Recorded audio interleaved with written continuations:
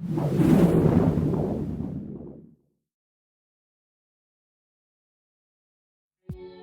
UMNO hari ini mendesak Perdana Menteri Datuk Seri Anwar Ibrahim mengambil tindakan terhadap seorang menteri yang didakwa membuat kecoh di lapangan terbang antarabangsa Kuala Lumpur semalam.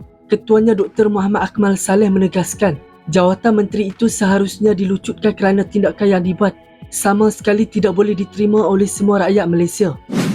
Menerusi Facebook, beliau berkata tiada siapa pun boleh mengatasi undang-undang. Waima siapa dan apa sekalipun jawatan kamu. Saya mohon untuk Yang Amat Berhormat Perdana Menteri untuk mengambil tindakan terhadap kelakuan menteri yang tidak wajar ini. Seharusnya dilucutkan jawatan sebagai menteri. Sama sekali tidak boleh diterima oleh semua rakyat Malaysia, katanya menerusi hantaran di Facebooknya hari ini.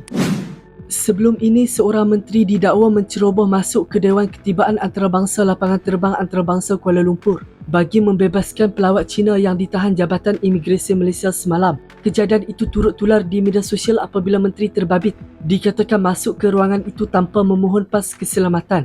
Perbuatannya dipercayai bagi menyelamatkan seorang wanita warga Cina yang dinafikan kemasukan ke negara ini sebaik tiba di lapangan terbang. Bagaimanapun, Datuk Seri Tiong King Sing menafikan bahawa dia cuba membantu membebaskan warga asing itu. Menurut Tiong, pegawai imigresen mengenakan bayaran sebanyak RM3,000 untuk membebaskan pelancong yang mereka tahan. Tiong mencadangkan agar perkara itu dikendalikan syarikat penerbangan itu bagi mengelak kejadian serupa berulang.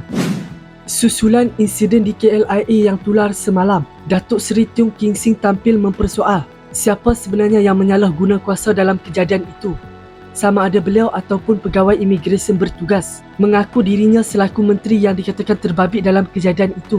Menteri Pelancongan Seni dan Budaya itu berkata beliau bersyukur kerana kehadirannya ke KLIA semalam membongkar budaya rasuah dalam kalangan pegawai di pintu masuk negara itu.